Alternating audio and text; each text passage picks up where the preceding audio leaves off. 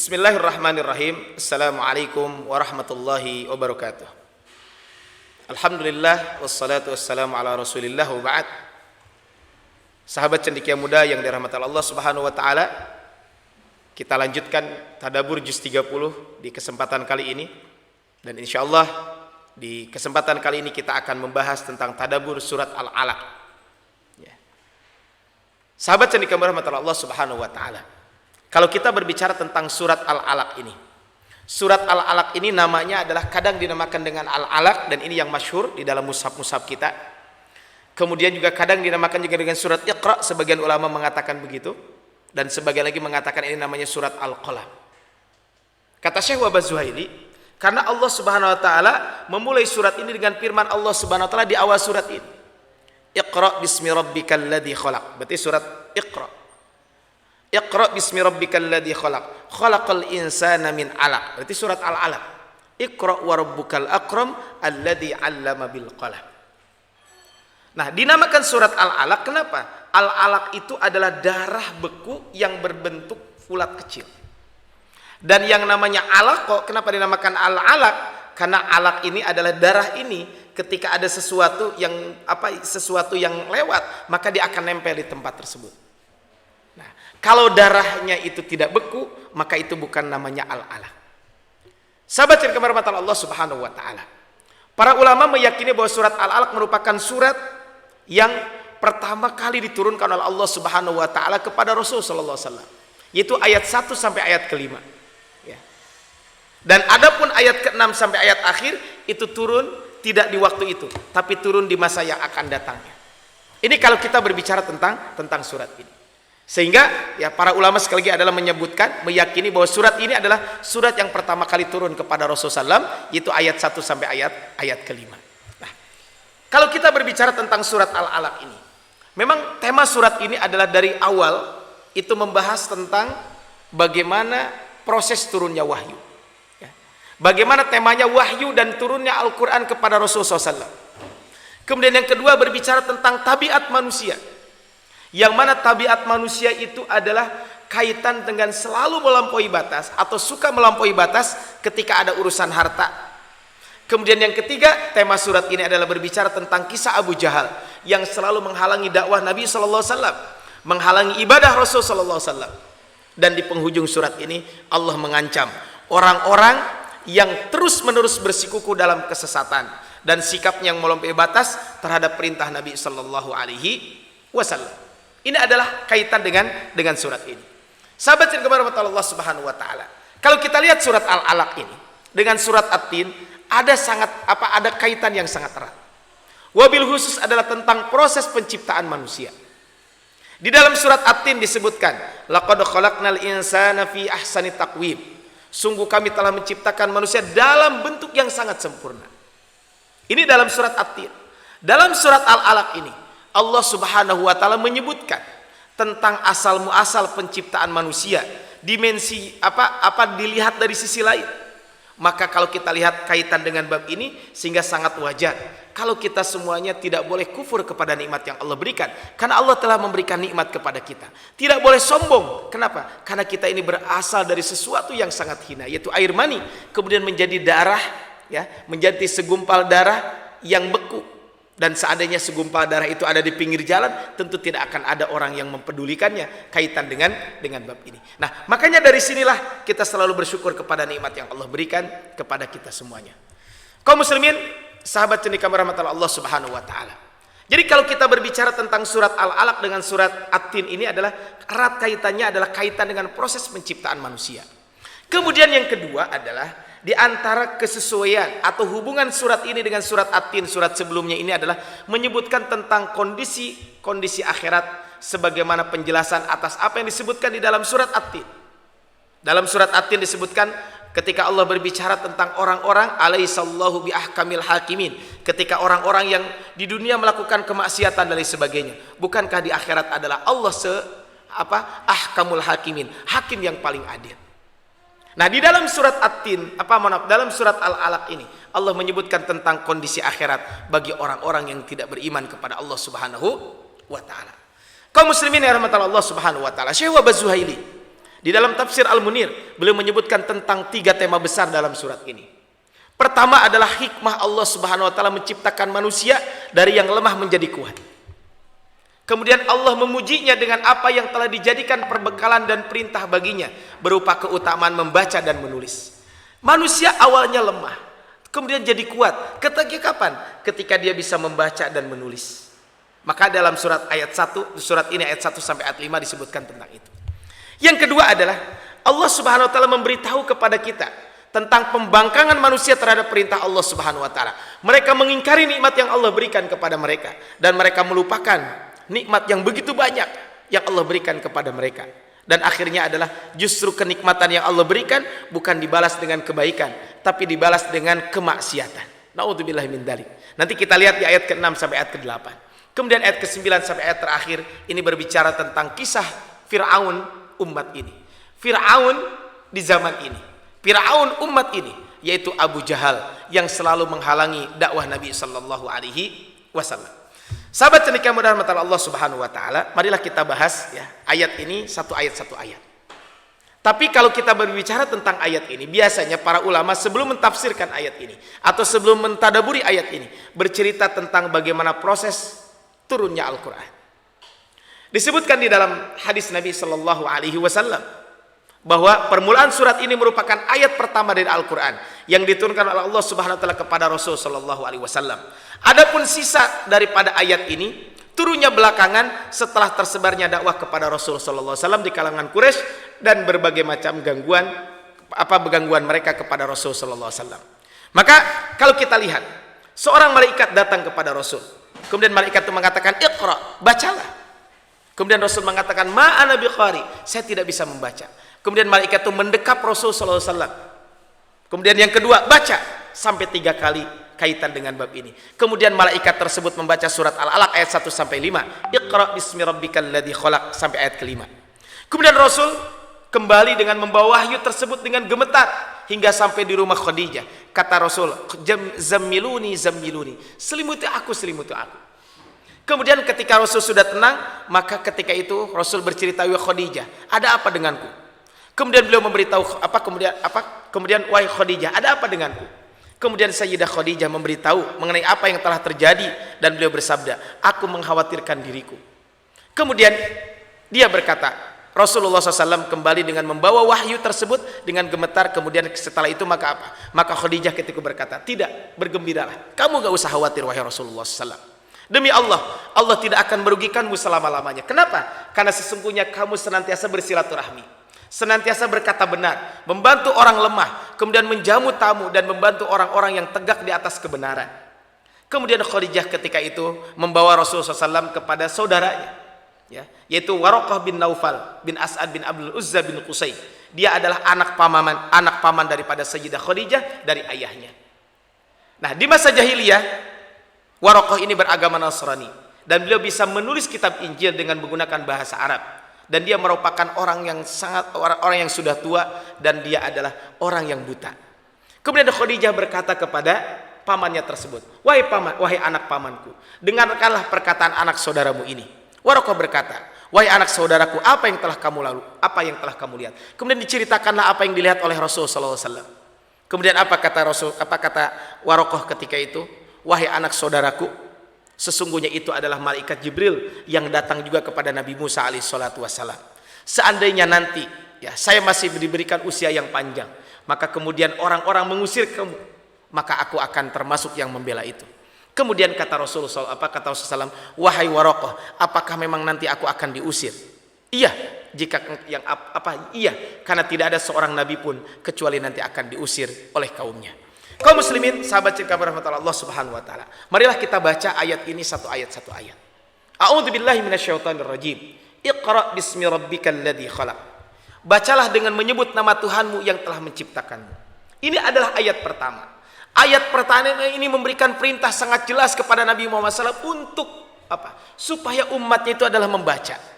Dan membaca bukan sembarangan membaca, tapi membaca dengan menyebut nama Allah Subhanahu wa taala sebagai pencipta. Ini memberikan isyarat kepada kita semuanya bahwa umat Islam, umat Rasulullah SAW harus orang-orang yang rajin mencari ilmu. Karena membaca itu merupakan pintu ilmu. Dengan membaca cakrawala berpikir kita akan menjadi luas. Dengan membaca kebodohan dan ketidaktahuan bisa diobati, bahkan dipunahkan. Karena membaca itu merupakan gerbang ilmu dan gerbang pengetahuan. Oleh karena itu sahabat cendekia rahmatullah Allah Subhanahu wa taala, betapa pentingnya bagi kita untuk selalu membaca. Maka dalam ayat ini disampaikan Iqra bismi rabbikal ladzi khalaq. Bukan hanya perintah membaca, tapi perintah membaca itu dikaitkan dengan menyebut nama Tuhanmu. Tentulah kaitan tersebut ada maksudnya. Mungkin ini untuk mengingatkan kita semuanya bahwa kemampuan kita membaca, kita memiliki ilmu, itu semuanya berasal dari Allah Subhanahu wa taala. Tujuannya adalah apa? Dengan menyebutkan ini supaya kita tidak sombong. Kemudian kata Allah Subhanahu wa taala, Iqra bismi rabbikal ladzi khalaq. Khalaqal insana min 'alaq. Yang telah menciptakan manusia dari segumpal darah. Segumpal darah yang secara anatomis belum bisa disebut sebagai manusia. Bahkan kalau seandainya segumpal darah ini teronggok di tepi jalan, tentu siapa yang akan menghargai dan siapa yang memuliakan. Tapi subhanallah, Allah memuliakan manusia. Laqad khalaqnal insana fi ahsani taqwim. Allah ciptakan manusia dengan bentuk yang sangat sempurna. Walaqad karramna bani Adam, dan sungguh aku telah muliakan anak cucu Adam. Iqra wa rabbukal akram, kata Allah. Bacalah dengan, dan Tuhanmu lah yang maha pemurah. Allah lah yang memuliakan, mengangkat derajat manusia di atas semua makhluk yang diciptakan oleh Allah Subhanahu wa taala. Sebagaimana disebutkan di dalam ayat keempatnya, alladzi 'allama bil qalam. Kenapa manusia dimuliakan oleh Allah? Karena mengajar manusia dengan perantara pena. Dari ayat ini ada dua hal yang harus selalu kita lakukan: menulis dan membaca. Membaca untuk menambah cakrawala ilmu kita. Menulis supaya kita bisa mengikat ilmu tersebut. Makanya di dalam sebuah athar disebutkan, ikatlah ilmu dengan menulis.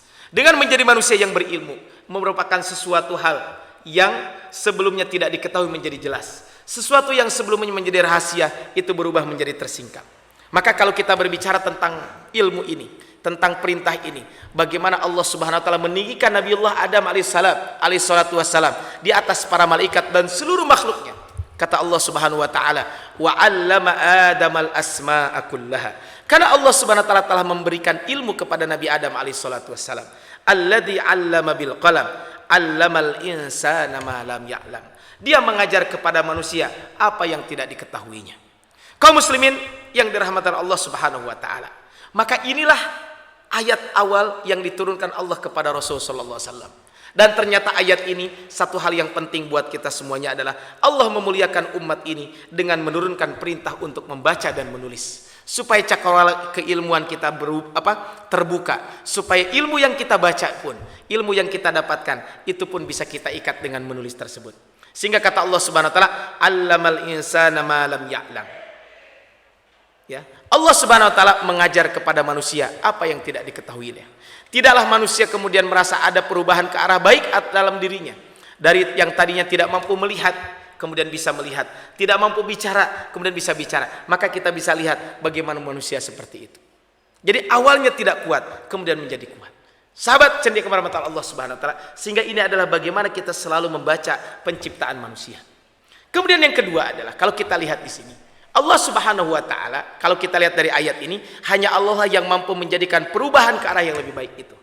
Makanya seharusnya karena karunia penciptaan dan pengajaran yang luar biasa ini harusnya menjadikan kita semuanya direspon positif oleh manusia. Dengan cara apa? Dengan mensyukuri nikmat yang Allah berikan. Tetapi coba lihat di dalam surat ini. Justru manusia yang telah diberikan kelebihan tersebut, manusia itu tidak mau bersyukur. Maka kata Allah, kalla innal insana la yatgha. Ketahuilah sesungguhnya manusia itu benar-benar melampaui batas. Tentu wajar jika Allah menganggap sebagai sebuah sikap yang keterlaluan dan melampaui batas. Kenapa? Karena Allah telah memberikan nikmat yang begitu banyak. Nikmat diciptakan manusia dengan penciptaan yang terbaik. Nikmat yang Allah menciptakan manusia dengan penciptaan yang sempurna. Nikmat ilmu dengan kita membaca dan menulis. Tetapi ternyata nikmat itu bukan berubah menjadi ketaatan, tapi nikmat tersebut justru berubah dengan menjalankan kemaksiatan kepada Allah Subhanahu wa taala. Sehingga tidak sedikit para pendusta yang mengingkari nikmat tersebut, merasa bahwa ketiadaannya yang berubah menjadi bentuk sempurna serta menjadi serba bisa adalah semua karunia yang agung dan bukan sesuatu yang sederhana. Ini kalau kita berbicara tentang ini. Makanya pantas kenapa Qarun dibinasakan oleh Allah. Karena kata Qarun ketika diberikan harta, innama utituhu ala ilmin indi. Aku ini menjadi kaya raya. Kenapa? Aku ini menjadi kaya karena ilmu yang aku miliki. Maka kemudian Allah Subhanahu wa taala setelah menyebutkan orang yang melampaui batas tersebut, ar-ra'ahu istaghna. Kenapa dia melampaui batas? Karena dia melihat dirinya serba cukup. Padahal al-ghaniyyu, yang maha cukup itu adalah Allah Subhanahu wa taala. Kenapa Allah al-ghani? Karena Allah itu adalah tidak membutuhkan makhluknya. Sedangkan kita sebagai makhluknya, tentu kita selalu butuh kepada Allah Subhanahu wa taala. Makanya kalau kita lihat dari ayat ini, ia cenderung meremehkan, merendahkan sesama, merendahkan sesama kaitan dengan bab ini, sehingga dipicu oleh kebodohan dan ketidaktahuannya. Ar-ra'ahu istaghna. Sikap yang diambil barangkali bermula dari pola pikir yang salah. Dia salah persepsi kaitan dengan dunia. Dia kira bahwa orang yang akan mulia itu adalah orang yang kaya raya. Dia kira orang yang akan mulia itu adalah orang yang memiliki kelebihan kaitan dengan urusan dunia. Ketika hidupnya mapan, rumahnya mewah, mobilnya mewah, dan lain sebagainya.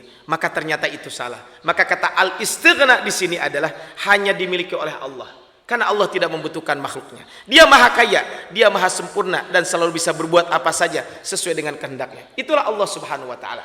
Maka jika manusia dengan segala keterbatasan kemudian merasa cukup, yang mengakibatkan tinggi di hadapan manusia, menyebabkan sombong, ini yang terlarang.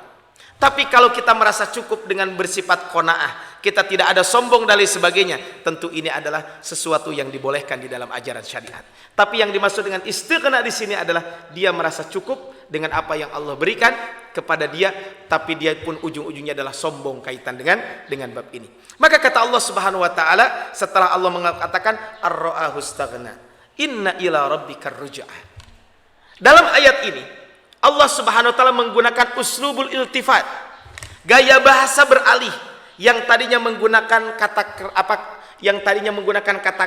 ganti orang ketiga, sekarang menggunakan kata ganti orang kedua. Kalau tadi disebutkan adalah ar-ra'ahu istaghna, dia. Tapi kalau dalam ayat ini kamu. Hal ini memberikan kesan kepada kita semuanya bahwa ya, setiap kita ini orang-orang yang tidak mau bersyukur, orang-orang yang tidak mau bersyukur kepada nikmat yang Allah berikan kepada dia, maka dia adalah orang-orang yang sangat serius mendapatkan ancaman dari Allah Subhanahu wa taala. Kenapa? Karena mereka semuanya akan dikembalikan kepada Allah Subhanahu wa taala. Dan kembali kepada Allah berarti asal dari kejadian manusia yang bermula dari titah Allah Subhanahu wa taala dikembalikan kepada Allah, berarti pertanggungjawaban dari semua yang dilakukannya ketika di dunia. Ini masalahnya. Kalau kita hanya kembali saja beres. Tapi masalahnya kita kembali kepada Allah Subhanahu wa taala, kita akan diminta pertanggungjawaban di hadapan Allah Subhanahu wa taala. Maka di dalam surat Az-Zalzalah yang pernah kita bahas, "Faman ya'mal mithqala dzarratin khairan yarah wa may ya'mal mithqala dzarratin syarran yarah." Nah, kaum muslimin, sahabat cerita kepada Allah Subhanahu wa taala. Kemudian berikutnya adalah ara'aital ladzi yanha 'abdan idza shalla. Bagaimana pendapatmu tentang orang yang melarang seorang hamba ketika mengerjakan sholat? Kalau kita berbicara tentang ayat ini, dikisahkan dalam sebuah riwayat, Abu Jahal bermaksud hendak melarang dan menghalangi Nabi SAW yang sedang sholat dengan berbagai jalan. Tapi usahanya selalu gagal. Bahkan dari sekian usahanya, ia menjumpai sesuatu yang menakutkan berada di sisi Rasulullah SAW, sehingga ia lari terbirit-birit ketakutan karenanya. Makanya kalau kita berbicara tentang asbabun nuzul surat ini, ya, disebutkan oleh para ulama tentang asbabun nuzul surat ini.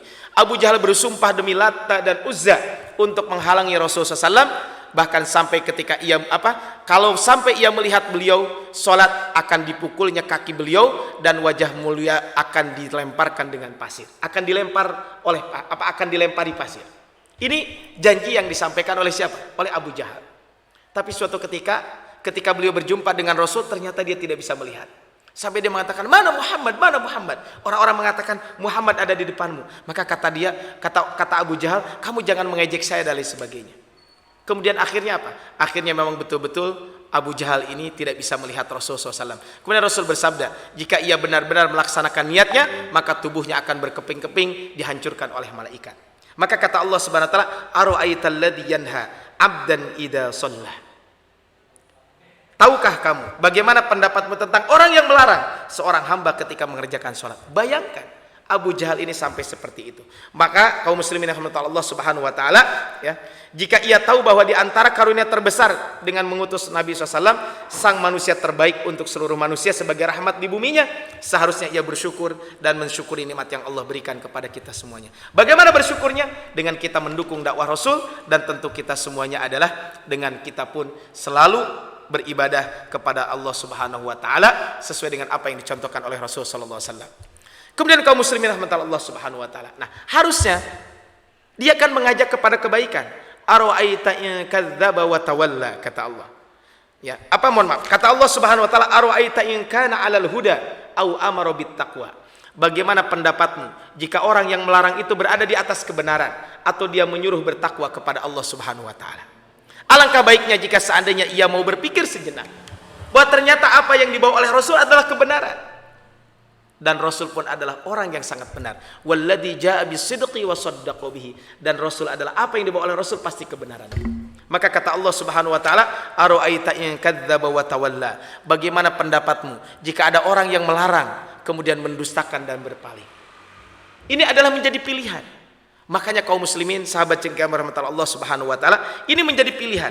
Ia menghabiskan diri menjadi musuh terdepan bagi dakwah Nabi SAW dan para pengikutnya. Maka kaum muslimin rahmatullah Allah Subhanahu wa taala, setiap pilihan selalu berkonsekuensi. Jika mendustakan dan menghalangi dakwah Nabi, siap-siap neraka balasannya. Tapi jika dia beriman dan mengikuti ajaran Rasulullah SAW, maka siap-siap dia akan mendapatkan surga Allah Subhanahu wa taala. Maka kata Allah, alam ya'lam bi annallaha yara. Tidaklah dia melihat bahwa sesungguhnya Allah melihat segala perbuatannya. Allah Maha melihat. Maka kembali kalau kita membahas hadis kedua, hadis arba'in nomor kedua tentang ihsan, bahwa kita beribadah kepada Allah seolah-olah kita melihat Allah. Kalaupun tidak, apa kita beri anta budallaha ka'annaka tarah, seolah-olah engkau melihat Allah. Fa illam takun tarah fa innahu yaraka. Ini kalau kita lihat di sini, bahwa apa? Bahwa bisa jadi bukan karena ketidaktahuan, namun karena kesombongan dan keangkuhan hati yang menutupi kesadaran dan kemahabesaran Allah Subhanahu wa taala. Alam ya'lam bi annallaha yara. Maka kata Allah di ujung surat ini, kalla la illam yantahi lanasfa'an bin nasiyah nasiyatin kadibatin khatiyah. Ini konsekuensinya. Ketahuilah, sungguh jika dia tidak berhenti berbuat demikian, selalu menghalangi dakwah Nabi, selalu menghalangi umat Rasul, niscaya kami tarik ubun-ubunnya, yaitu ubun-ubun orang yang mendustakan lagi durhaka. Bayangkan kalau kita lihat bagaimana Allah menarik ubun-ubun, yaitu ubun-ubun atau wajah yang hangus milik sang pendusta yang mengingkari dan memusuhi dakwah Nabi SAW serta menyakiti dakwah Nabi SAW. Jadi Allah akan masukkan ke dalam neraka. Faliyad unadiyah, maka biarkanlah dia memanggil golongannya untuk menolongnya. Tentu ini adalah tidak akan ada yang bisa menolong kaitan dengan bab ini. Kata Allah Subhanahu wa taala dalam ayat ini, faliyad unadiyah sanad uzzabaniyah, aku akan memanggil malaikat zabaniyah, malaikat penjaga neraka. Maka kata Allah Subhanahu wa taala, kalla la tuti'hu wasjud waqtarib. Sekali-kali janganlah kamu patuh kepadanya dan sujudlah dan dekatkanlah dirimu kepada Allah Subhanahu wa taala. Kaum muslimin yang dirahmati Allah Subhanahu wa taala, dari surat yang istimewa ini ada beberapa pelajaran penting yang bisa kita ambil. Tema besar surat ini adalah peradaban kaitan dengan membaca. Kemudian surat ini membahas tentang 5 poin. Pertama, pentingnya membaca. Yang kedua, membaca itu adalah pintu pengetahuan. Kemudian yang ketiga adalah meminimalisir sifat bodoh, yaitu sifat jahiliyah. Kemudian akibat melarang kebaikan, dan sujud dekatkan diri dengan Allah Subhanahu wa taala. Sehingga kaum muslimin, sahabat cerita rahmatullah Allah Subhanahu wa taala, aplikasi dari surat ini adalah kualitas dan kuantitas membaca kita harus kita tingkatkan. Sehingga rencana atau aksi yang bisa kita lakukan, giatkan wajib membaca, yaitu membaca Al-Qur'an dan membaca buku tentunya. Kemudian kita kalau bisa punya perpustakaan sendiri di rumah. Kemudian perbanyak sholat sunnah perbanyak sholat sunnah. Ini diantara yang bisa kita lakukan. Artinya apa? Kita membiasakan diri untuk selalu membaca Al-Quran dan buku. Kemudian kita memiliki perpustakaan di rumah, dan tentu kita pun selalu menjalankan sholat sunnah. Kaum muslimin yang dirahmati Allah Subhanahu wa taala, Allah memuliakan umat ini dengan menurunkan perintah membaca. Dengan membaca, umat ini memimpin manusia membangun peradaban. Dengan membaca, umat ini mampu mengarahkan manusia untuk selalu berada dalam trek kebaikan sebagaimana yang Allah inginkan. Dengan membaca, umat ini menjadi mulia dengan membaca. Umat ini bersyukur atas karunia akal yang luar biasa yang telah Allah berikan kepada kita semuanya. Kaum muslimin, sahabat cendekiawan rahmat Allah Subhanahu wa taala, semoga apa yang telah dialami oleh Abu Jahal, baik itu di dunia dengan mati yang terhinakan atau di akhirat dengan sengsara dalam adab kuburnya, maka bisa kita menjadikan pelajaran untuk tidak mencoba kita menghalangi dakwah Allah Subhanahu wa taala dan dakwah Rasul sallallahu alaihi wasallam. Kita selalu menjadi garda terdepan dalam menjalankan nilai-nilai kebaikan, dan tentu kita dengan menjalankan sunnah-sunnah Nabi sallallahu alaihi wasallam. Semoga Allah Subhanahu wa taala memudahkan kita untuk selalu membaca ayat-ayat Allah Subhanahu wa taala. Semoga Allah mudahkan kepada kita semuanya untuk selalu menjalankan ibadah-ibadah sunnah, dan semoga Allah Subhanahu wa taala menjauhkan kita daripada menjadi pribadi-pribadi yang selalu menghalangi dakwah Allah dan dakwah Rasul sallallahu alaihi wasallam. Subhanakallahumma bihamdika asyhadu an la ilaha illa anta astaghfiruka wa atubu ilaik. Billahi fi sabilil haq wallahul muwaffiq ila aqwamit thoriq. Nasrun minallahi wa fathun qarib. Ihdinas siratal mustaqim. Fastabiqul khairat. Assalamualaikum warahmatullahi wabarakatuh.